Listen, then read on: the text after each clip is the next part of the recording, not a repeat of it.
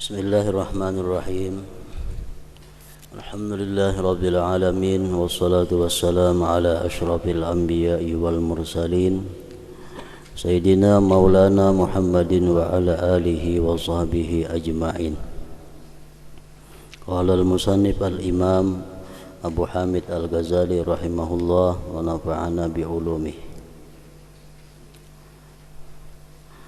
Ketahuilah bahwa memurnikan atau membersihkan salat dari bahaya-bahayanya adalah mengikhlaskannya kepada zat Allah Azza wa Jalla, agar sembahyang itu menjadi murni, sembahyang itu menjadi bersih dari hal-hal yang membahayakan. Pertama adalah mengikhlaskannya sembahyang itu karena Allah Subhanahu wa ta'ala. Artinya dasar sembahyang itu adalah ikhlas menjunjung perintah Allah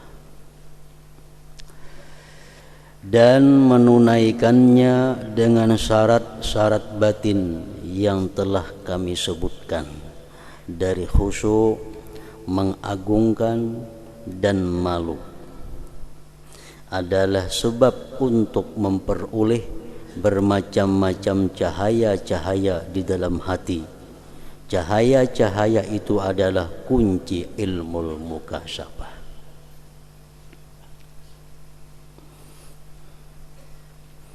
Di dalam istilah tasawuf itu ada dikenal ilmu mukasyafah, ada pula disebut ilmu muamalah. Ilmu muamalah itu ilmu spesial untuk membersihkan diri dari segala sifat yang tercela dan memperhiasi diri dengan sifat-sifat terpuji. Itu disebut dalam tasawuf ilmu muamalah. Sedangkan ilmu mukasyafah itu ilmu di mana kita diperlihatkan Allah surga dan isi-isinya. Kita diperlihatkan Allah neraka dan orang-orang penghuninya. Kita diperlihatkan Allah arasy Allah. Nah, itu disebut ngarannya ilmu mukasyafah. Ilmu mukasyafah itu biasanya kada bisa diperoleh kalau kita belum mengamalkan ilmu muamalah tadi. Ilmu di mana kita membersihkan diri dari sifat yang tercela dan menghiasinya dengan sifat yang terpuji. Ilmu mukasyafah itu bisa kita diberi Allah kalau sudah hati kita bersih. Kalau sudah hati kita bisa menerima cahaya-cahaya ilahi. Nah, untuk mendapatkan cahaya-cahaya di dalam hati itu, jalan yang paling cepat adalah melalui sembahyang. Sembahyang macam apa? Sembahyang yang didasari dengan ikhlas karena Allah, dan sembahyang yang penuh dengan khusyuk, mengagungkan Allah dan malu kepada Allah dan lain sebagainya daripada sifat-sifat khusyuk itu.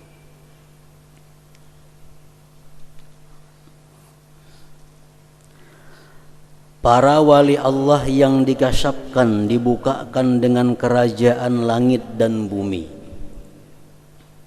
dan rahasia-rahasia ketuhanan itu, mereka hanyalah dikasyafkan, dibukakan di dalam salat.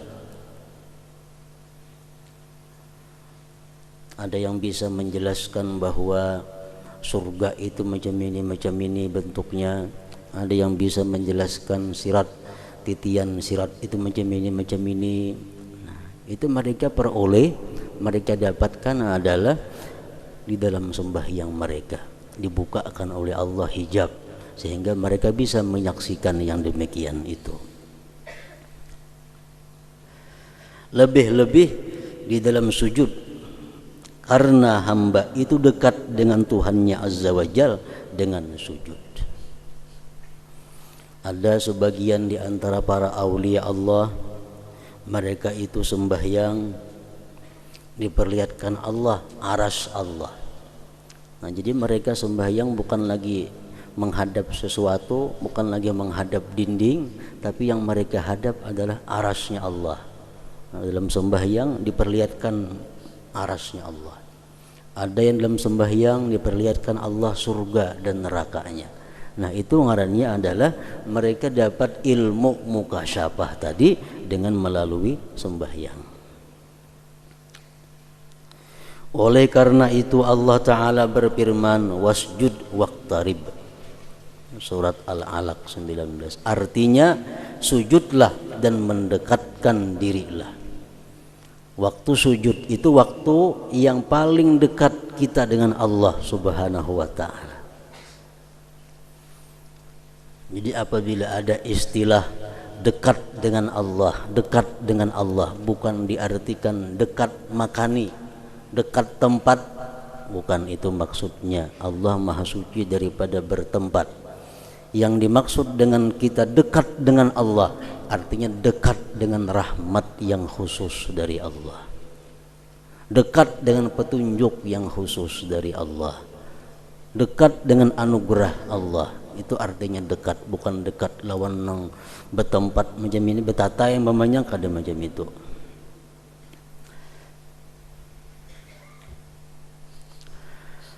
Keterbukaan setiap orang yang salat itu menurut kadar kejernihannya dari kekeruhan-kekeruhan dunia. Hal itu berbeda-beda dengan kuat dan lemah, sedikit dan banyak, terang dan tersembunyi. Sehingga bagi sebagian mereka terbuka sesuatu dengan ainnya, bendanya. Bagi sebagian lagi terbuka sesuatu dengan perumpamaannya. Sebagaimana terbuka bagi sebagian mereka akan dunia dalam bentuk bangkai, dan syaitan dalam bentuk anjing yang mendekam dan memanggil-manggil kepadanya. Mereka dikasapkan, dibukakan oleh Allah hijab. Ada yang dibukakan hijab itu langsung melihat bendanya, ada yang diperlihatkan perumpamaan-perumpamaannya. Dalam sebuah hadis Rasulullah sallallahu alaihi wasallam sembahyang bersama-sama dengan para sahabatnya. Tuntung sembahyang, beliau bersabda, ma min syai'in lam akun urituhu illa ra'aituhu fi maqami hattal jannah wan nar. Ujar Nabi, tidak ada sesuatu yang belum pernah aku lihat melainkan diperlihatkan kepadaku pada tempatku ini. Waktu aku sembahyang tadi, ujar Nabi, diperlihatkan Allah kepadaku sesuatu yang belum pernah aku lihat, sehingga aku melihat surga dan neraka. Nah, artinya apa? Bahwa beliau dalam sembahyang tadi dikasapkan, dibukakan oleh Allah hijab, sehingga bisa melihat surga dan neraka. Fa uhiya ilayya annakum tuftanun fi kuburikum qariban min fitnatil masihid dajjal. Waktu itu, ujar Nabi, aku menerima wahyu dari Allah bahwa kalian nanti akan diuji di dalam kubur. Dalam sembahyang itu Nabi kita diberi Allah wahyu. Setelah diperlihatkan surga, diperlihatkan neraka, Nabi kita didatangkan wahyu dalam sembahyangnya. Isi wahyunya adalah bahwa kalian nanti di dalam kubur akan diuji seperti di fitnah Dajjal. Apa di antara ujian di dalam kubur itu? Setiap manusia akan ditanya di dalam kubur, ma ilmuka bihadzal rajul. Apa pengetahuan engkau dengan ini laki-laki? Jadi di dalam kubur itu bukan hanya ada pertanyaan marabbuka, siapa Tuhan engkau, wa man nabiyyuka, siapa nabi engkau, bukan hanya itu. Ada lagi ujian dalam kubur, dihadirkan di kubur itu nanti sesusuk laki-laki. Malaikat bertanya, siapa laki-laki ini menurut engkau?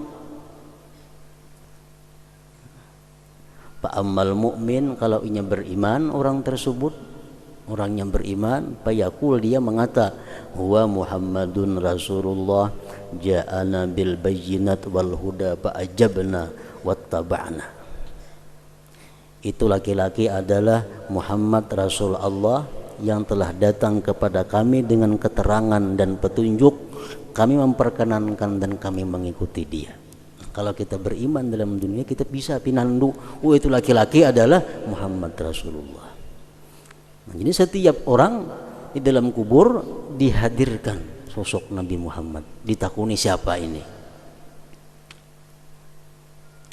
Wa ammal munafik, kalau orang munafik begitu ditanya siapa laki-laki ini, fayaqul, dia akan menjawab, la adri, aku tidak tahu.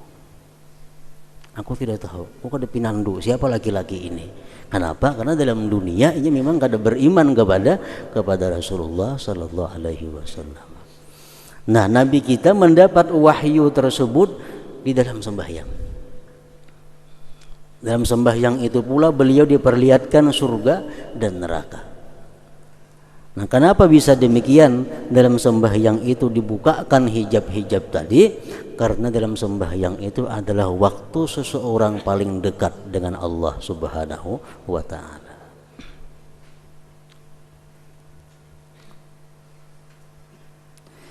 Berbeda juga mengenai sesuatu yang padanya terdapat mukasyafah. Macam-macam orang dibukakan Allah dalam sembahyang itu. Sebagian dari mereka terbuka baginya sebagian sifat-sifat Allah Ta'ala dan kebesarannya. Bagi sebagian mereka sebagian perbuatan-perbuatannya Allah. Dan bagi sebagian mereka terbuka sebagian dari halus-halus ilmu-ilmu muamalah. Mereka dapat ilmu-ilmu muamalah, ilmu-ilmu cara pembersihan diri. Mereka dapatkan yang halus-halusnya di dalam sembahyang. Itu berkat sembahyangnya yang ikhlas dan sembahyangnya yang khusyuk. Dalam satu kali sembahyang Rasulullah SAW pernah terjadi. Sahabat melihat Nabi kita, parahatan sembahyang itu sidin ada menjangkau sesuatu. Perhatian sembahyang Nabi kita ada menjangkau. Mbah itu mundur, Nabi kita mundur dari tempat berdiri sidin. Ini perhatian sembahyang. Sahabat berkata, qad ra'ainaka tanawalta syai'an fi maqamik summa ra'ainaka ka'ka'ta. Wahai Rasulullah, kami tadi lihat pian ada menjangkau sesuatu, kemudian pian mundur. Qala, berkata Nabi, inni ra'aitul jannah. Pertama tadi aku melihat surga. Di dalam sembahyang tadi aku melihat surga. Panawaltu unquda, aku menjangkau setundun buah. Setundun buah ada, aku ambil aja Nabi kita. Walau asabtuhu lakum la akalatum minhu ma baqiyatid dunya. Andai kata aku dapat mengambil buah tadi ya Nabi, unjuk lawan ikam makan, rasanya kada habis sampai habis ini umur dunia. Ya, sahabat tadi melihat ada Nabi kita ada menjangkau sesuatu. Wa uritun nar, dan yang kedua ya Nabi, aku mundur, aku melihat neraka. Aku melihat neraka. Falam ara manzaran kal yaumi qattu abza, tidak pernah aku lihat pemandangan yang paling seram daripada itu. Melihat neraka Nabi kita. Wa raaitu aktsara ahliha, dan aku lihat umumnya penghuni neraka itu an-nisa, perempuan. diperlihatkan Nabi kita oleh Allah Subhanahu wa ta'ala dalam sembahyang. Surga melihat, neraka melihat, bahkan Nabi kita melihat penghuni neraka. Ternyata kata Rasulullah, penghuni neraka itu terbanyak diisi oleh kaum perempuan, kaum bini-bini. Qalu ya Rasulullah, mereka berkata, bima ya Rasulullah, jar sahabat, wahai Rasul, kenapa sebabnya perempuan-perempuan itu terbanyak isi neraka? Kenapa perempuan itu mayoritas penduduk neraka? Kalau berkata Nabi, bikufrihinna, karena mereka kafir, karena mereka kufur. Sahabat bertanya lagi kepada Rasulullah, ayakfurna billah, adakah mereka itu kafir dengan Allah? Kalau Nabi kita menjawab, yakfurnal ashir, mereka kufur kepada suaminya, mereka kufur kepada suaminya. Artinya karena mengakui bahwa suami ini adalah nikmat yang diberikan Allah kepadanya. Mereka kadang merasa berterima kasih, kadang merasa menghargai, perlu menghargai kepada suaminya. Yakfurnal ashir wa yakfurnal ihsan, dan mereka kata Rasulullah kufur dengan ihsan, dengan perbuatan baik lagi. Maksudnya apa itu ya sahabat? Nanti kita menjelaskan lagi, walaupun ujar Nabi, laki-laki itu berbuat sepanjang masa berbuat baik kepada istrinya, satu saat nang laki itu berbuat salah, si bini-bini ini berkata, engkau kada baik selawasan. Yakfurnal ashir wa yakfurnal ihsan. Misalnya 10 tahun berkeluarga, 9 tahun laki ini baik, laki ini bagus, ada sehari yang kada bagus, hilang nang 9 tahun itu. Itu ngaranna yakfurnal ihsan. Nah, jadi jar Nabi, itulah dua sebabnya yang aku lihat perempuan itu paling banyak menghuni api neraka. Nabi kita melihat itu, diperlihatkan oleh Allah sedemikian di dalam sembahyang sidin. Nah, itu artinya terbuka ilmu mukasyafah, ilmu mukasyafah.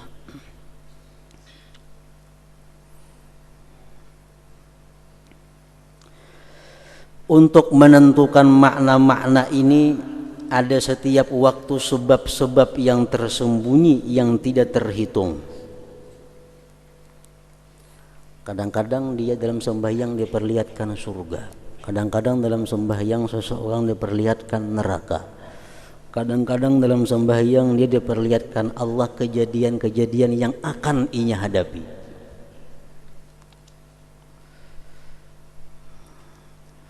Itu bermacam-macam. Sebabnya kenapa? Yang paling kuatnya adalah persesuaian himmah.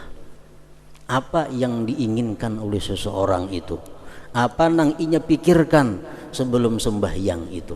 Nah, dalam sembahyang inya bisa dibukakan oleh Allah hijabnya. Karena apabila himmah itu dihadapkan kepada sesuatu yang tertentu, maka hal itu lebih utama untuk terbukakan.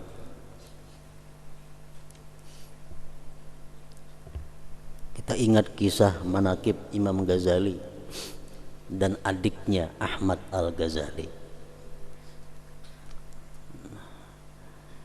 Imam Al-Ghazali jadi imam di masjid. Nang ading Ahmad Al-Ghazali mengikut di belakang. Tahu-tahu Ahmad Al-Ghazali mufarakah dengan kakaknya. Mulik ke rumah. Ditakuni oleh nang mama, kenapa kamu ada umpat kakak sembahyang di masjid? Ujar Ahmad tadi mengatakan dalam sembahyang ulun tadi, ulun melihat bahwa hati kakak ulun itu berlumuran dengan darah. Nah, ini namanya ilmu mukasyafah. Dalam sembahyang dia diperlihatkan Allah, hati imam itu macam apa. Ini ilmu mukasyafah. Karena sembahyangnya ikhlas, sembahyangnya khusyuk, sembahyangnya penuh ta'zim kepada Allah, diperlihatkan Allah ilmu mukasyafah, melihat bahwa hati imam itu berlumur darah. Begitu Ghazali balik ke rumah, jernang mama, kenapa ikam nak macam itu? Hati ikam belum berdarah jading ikam. Jar Ghazali, benar. Ulun waktu sembahyang tadi, ulun keingatan, ulun mengarang tentang babul haid. Mengarang kitab tentang babul haid, kan haid membicarakan darah. Nah, sampai dalam sembahyang tak ingat karangan seorang tentang babul haid, berarti hati berlumuran dengan darah. Nah, makmum nang di belakang dibuka akan ilmu mukasyafah, melihat dia hati imamnya.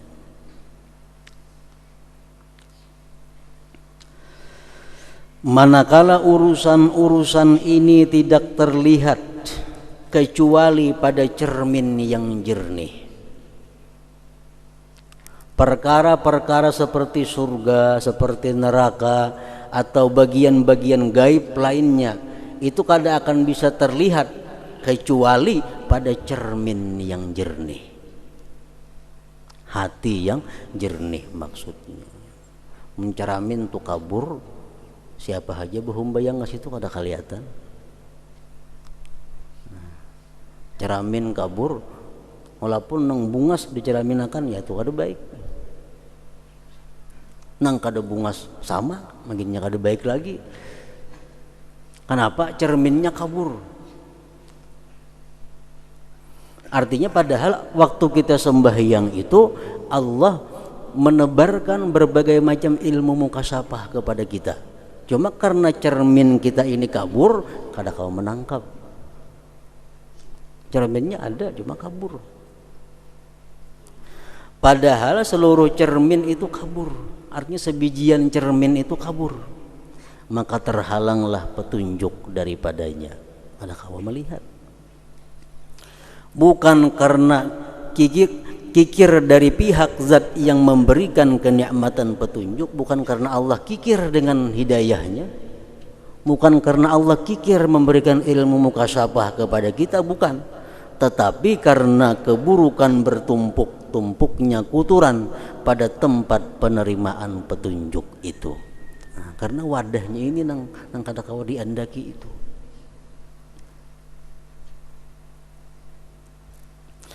Di mana lidah-lidah bersegera mengingkari hal yang seperti itu.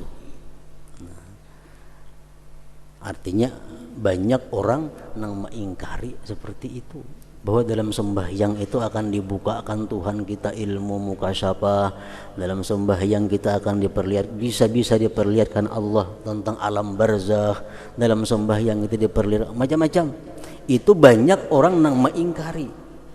Bisalah macam itu, kayak apa terjadi macam itu? Nah, banyak nama ingkari.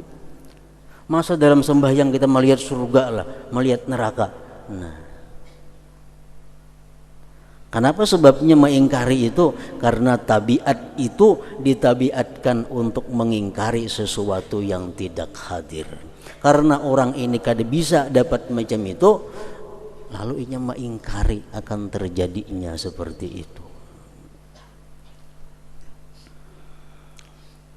Seandainya janin, anak nang dalam perut ibu, seandainya janin itu mempunyai akal, niscaya ia mengingkari kemungkinan wujud manusia di udara yang lapang. Kenapa? Karena ia belum pernah hidup di udara yang lapang. Dan seandainya anak kecil itu dapat membedakan apapun, barangkali ia akan mengingkari kerajaan langit dan bumi yang dikatakan oleh orang-orang yang berakal. Demikianlah manusia itu pada setiap tingkatan hampir mengingkari tingkatan sesudahnya. Tingkatan 3 kerap kali mengingkari apa-apa yang terjadi oleh orang yang berada di tingkatan 4. Orang yang mengingkari tingkatan kewalian, lazim baginya untuk mengingkari tingkatan kenabian. Dan Allah menciptakan makhluk dengan bertingkatan-tingkatan. Maka tidak sayogianya setiap satu tingkatan mengingkari apa yang dibalik tingkatannya. Jangan langsung mengingkari. Wah, kada mungkin terjadi macam itu. Nah, kada mungkin menurut ukuran seorang. kadang mungkin menurut akal seorang.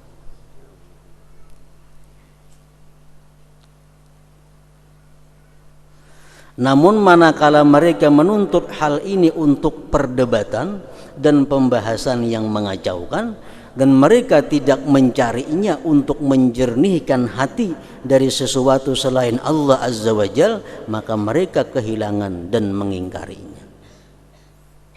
Ada mendengar kisah macam itu, ada orang yang sembahyang dibukakan oleh Allah ini, inya mah ingkari. Tapi kadang mau mencontoh meniru kayak apa, mestinya macam ini ditiru, coba akan kayak apa, bersihkan hati, jernihkan hati. Kalau pina dapat macam itu, kadang mau membahas dengan pembahasan yang mengacaukan, akhirnya mengingkari. Barang siapa yang tidak termasuk ahli mukasyafah, maka tidak lebih sedikit daripada beriman kepada yang gaib. Artinya kalau kita dalam sembahyang kita kada pernah diperlihatkan Allah macam itu, kita sembahyang kada pernah dapat ilmu-ilmu nang gaib, amun kita macam itu, barang kita percaya kepada mereka yang dapat yang gaib itu, minimal itu. Mungkin kita kada sampai kepada makam itu, kita percaya barang kepada makam nang lebih tinggi itu, dan ia membenarkannya sampai ia menyaksikannya dengan percobaan. Di dalam hadis terdapat, innal abda idza qama fis shalah rafa'allahu subhanahu al-hijab bainahu wa baina 'abdihi wa wajahahu biwajhihi wa qamatil malaikatu min ladun mankibaihi ilal hawa yusalluna bi salatihi wa yu'minuna ala du'aihi wa innal musalliya la yansuru alaihi albirru min ananis sama ila mafriqi ra'si wa yunadi munadin law alima hadzal munaji may yunaji maltafat wa inna abwabas sama tuftahu lil musallin wa inna Allah azza wa jalla yubahi malaikatahu bi abdihil musalli.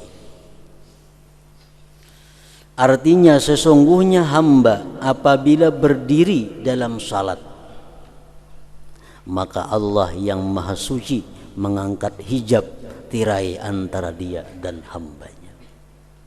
Diangkat Allah hijab sehingga kita bisa melihat kerajaan Allah, bisa melihat arasnya Allah. Dia Allah menghadapinya dengan wajahnya orang tersebut, dan malaikat berdiri dari sisi kedua bahunya sampai ke udara. Kita sembahyang itu, malaikat kiri kanan berdiri sampai tumpuk-tumpuk sampai ke atas.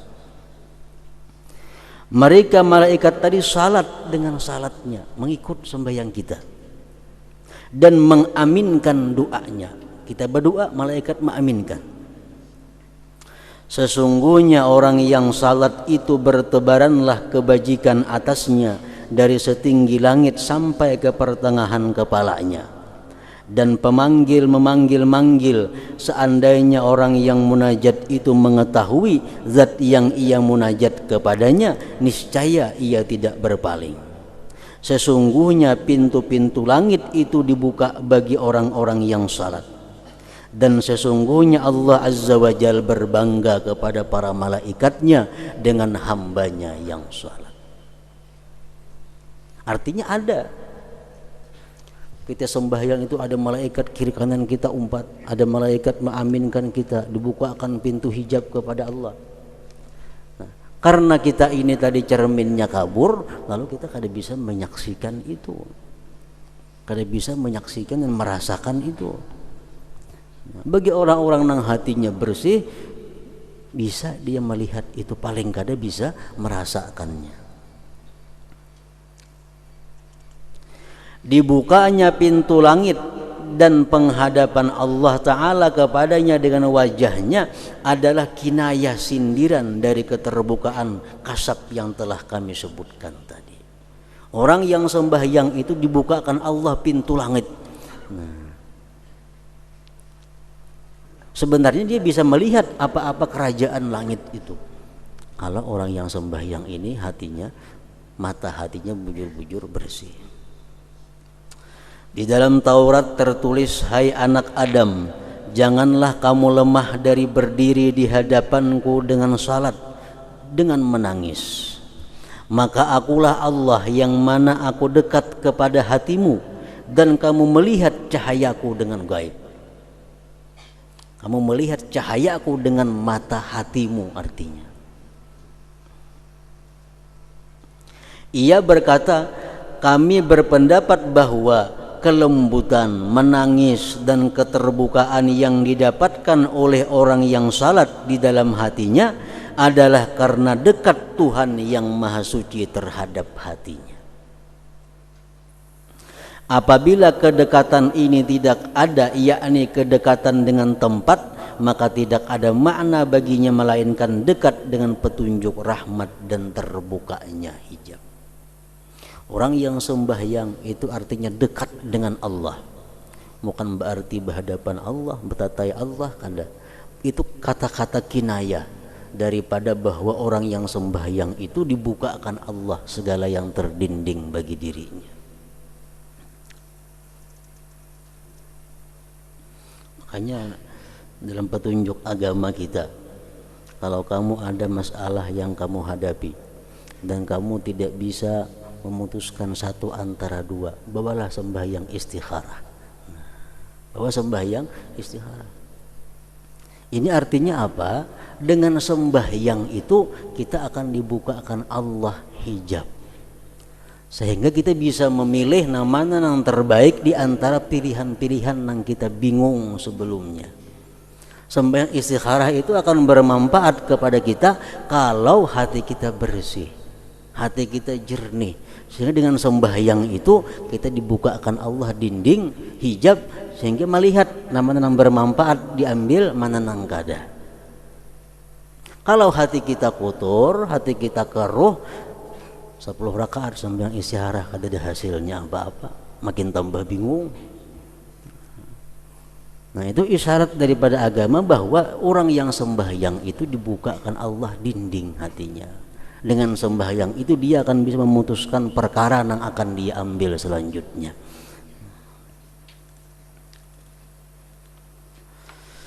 Dan dikatakan sesungguhnya apabila hamba salat 2 rakaat, maka kagumlah terhadapnya 10 baris malaikat.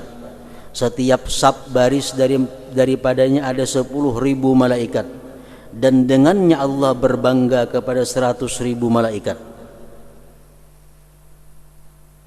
Kita ini sembahyang, malaikat kagum dengan kita, malaikat salut lawan kita, malaikat iri lawan kita. Kenapa sebabnya? Karena kita diberi Allah sesuatu ibadah yang berbeda-beda, mulai berdiri, ruku, sujud. Nah, lain halnya malaikat.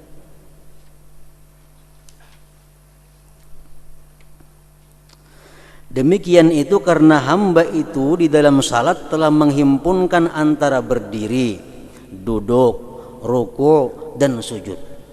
Allah memisahkan hal itu atas 40.000 malaikat. Ada malaikat yang berdiri tidak ruku sampai hari kiamat. Ya Tuhan, malaikat kelompok ikam ini kau perintahkan hanya ruku aja boleh semacam sampai hari kiamat.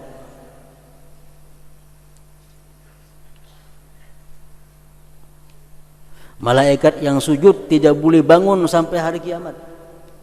Malaikat kelompok ini ikam kau perintahkan untuk sujud, kada boleh bangkit dari sujud sampai hari kiamat. Demikian juga malaikat yang ruku dan duduk. Sesungguhnya apa yang diberikan Allah Ta'ala kepada malaikat dari kedekatan dan derajat itu lazim bagi mereka terus menerus dalam satu keadaan, tidak berlebih bertambah dan tidak berkurang. Jadi malaikat itu kada kau lagi meninggikan derajatnya. Malaikat itu kada kau lagi meninggikan martabatnya di sisi Allah. Kenapa? Karena sudah dibatasi oleh Allah. Ikam hanya boleh ruku sebuting sampai hari kiamat. Malaikat B ikam hanya boleh sujud sampai hari kiamat. Malaikat C ikam hanya boleh ruku sampai hari kiamat. Nah, jadi mereka malaikat itu kayak apa aja hendaknya meninggikan derajatnya di sisi Allah, kada kau lagi. Ingat situ bang sudah. Oleh karena itu Allah memberitakan tentang mereka bahwasanya mereka malaikat berkata, wa ma minna illa lahu maqamun ma'lum. Artinya tiada seorang pun dari kami malaikat melainkan mempunyai kedudukan yang tertentu. Jadi makam malaikat tuh kada bisa naik turun, ganah di situ. Manusia berbeda dengan malaikat. Nah, dalam peningkatan dari satu derajat ke derajat yang lain. Karena sesungguhnya manusia selalu mendekatkan diri kepada Allah Ta'ala, lalu ia mengambil faedah akan tambahnya dekat kepadanya. Ada malaikat yang diberi Allah tugas mengucap subhanallah wa bihamdih, itu lagi sebuting baca harus ikam sampai hari kiamat. Ada malaikat yang ditugas oleh Allah membaca la ilaha illallah sampai hari kiamat. Dia boleh beralih-alih amalan, enggak boleh. Nah. Jadi malaikat itu kagum dengan manusia ini. Karena manusia bisukan bisa membaca salawat, kamarian bisa membaca Al-Quran, malam bisa membaca zikir, sembahyangnya ada ruku, ada sujud, macam-macam tingkah laku ibadah. Sehingga derajat manusia selalu naik, selalu bertambah.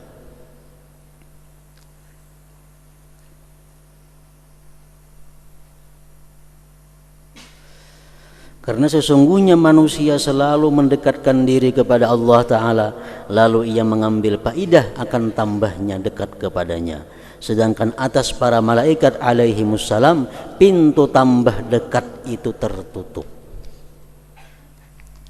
Tidaklah bagi tiap-tiap malaikat melainkan derajat yang mana ia berhenti padanya, dan ibadahnya yang ia sibuk padanya, tidaklah ia berpindah kepada lainnya dan tidak lemah daripadanya.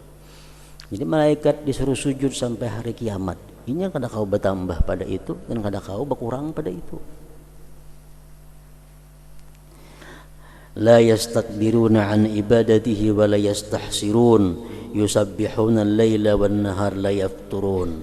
Artinya mereka malaikat tidak mempunyai rasa angkuh untuk menyembahnya Allah, dan tiada pula merasa letih. Mereka selalu bertasbih malam dan siang, tiada henti-hentinya.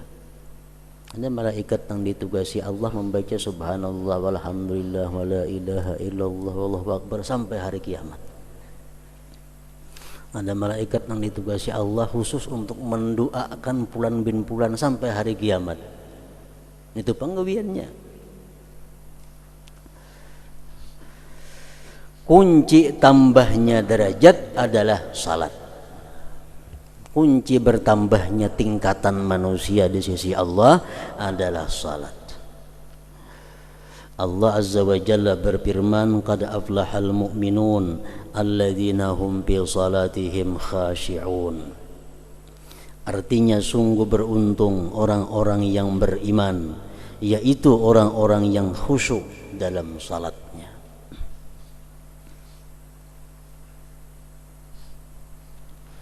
Allah memuji mereka setelah iman dengan salat yang khusus, yaitu salat yang disertai dengan khusyuk. Kalau sembahyang itu kada khusyuk, Allah kada memuji.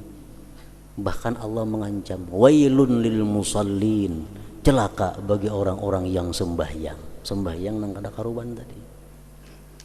Nang dapat aflaha ini adalah alladzina hum bi salatihim khashi'un. Orang nang sembahyangnya khusyuk.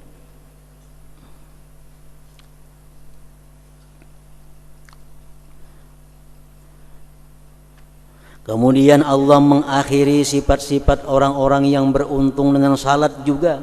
Allah Ta'ala berfirman, walladzina hum ala salawatihim yuhafizun. Artinya dan orang-orang yang memelihara sembahyangnya. Jadi sembahyang khusyuk itu dikatakan beruntung oleh Allah kalau dia bisa memelihara. Jangan sekali aja khusyuk, karena isuk ada khusyuk lagi, nah itu ada masuk.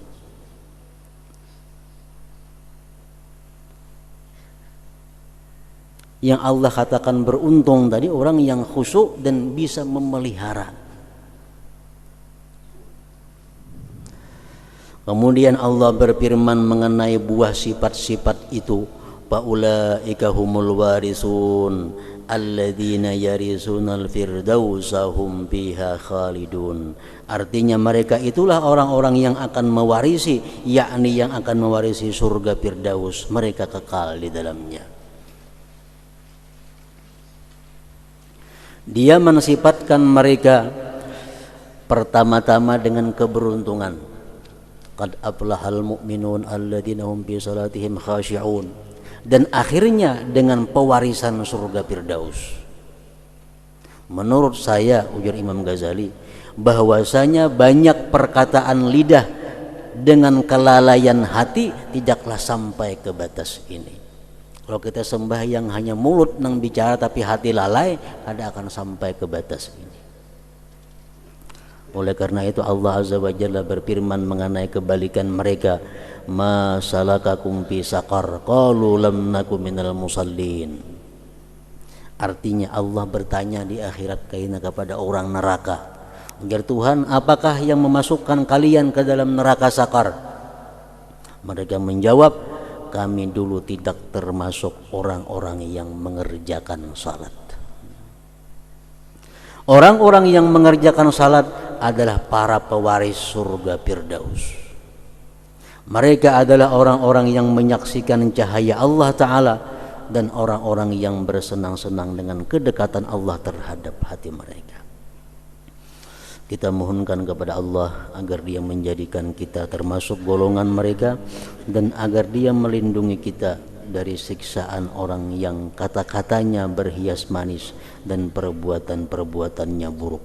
Sesungguhnya Dia adalah Maha Pemurah, Maha Pemberi anugerah, Maha Kadim kebaikannya. Dan semoga Allah melimpahkan rahmat kepada setiap hamba yang terpilih.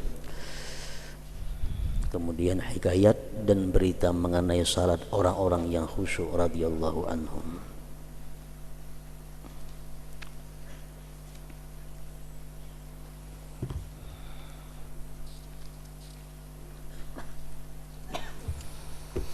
Afdhalu dzikri fa'lam annahu la ilaha illallah Muhammadur Rasulullah la ilaha illallah Muhammadur Rasulullah la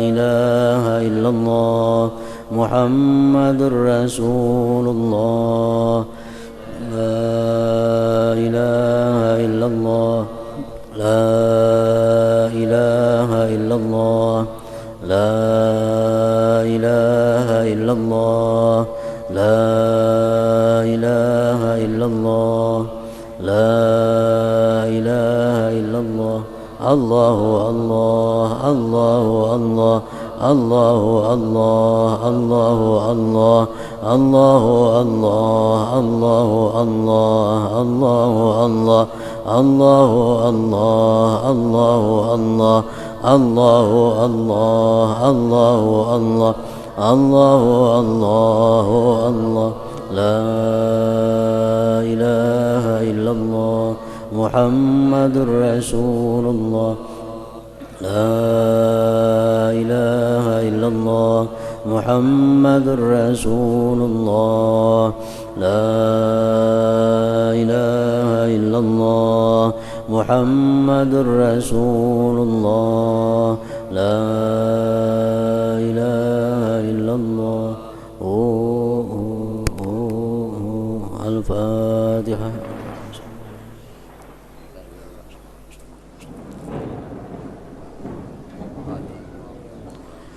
فيا أيها الرجل منه شفاعة صلوا عليه وسلموا تسليما.